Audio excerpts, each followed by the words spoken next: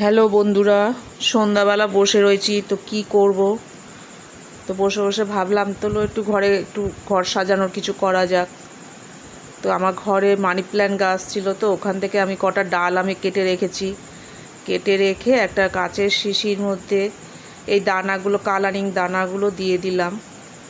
Colouring দানাগুলো কি বলো তো, আমি ঘরে কিছু চাল, কিছু ডাল, এগুলো নানা রকম কালার করে একটু শুকিয়ে রেখে দিয়েছিলাম।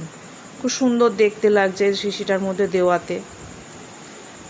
এবার আমি ওটার মধ্যে ওগুলো দিয়ে দিলাম, দিয়ে এবার মানি প্ল্যান্টের ডালগুলো ওর মধ্যে সুন্দর করে সাজিয়ে দিলাম। ভালো করে সাজিয়ে ওর মধ্যে ভর্তি করে একটু জল দিয়ে দেবো। সন্ধ্যাবেলা কাজ নেই রেখে এটা বসে বসে করলাম।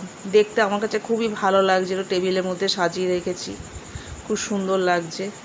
তোমাদের কেমন লাগলো কমেন্টস করে অবশ্যই জানাবে।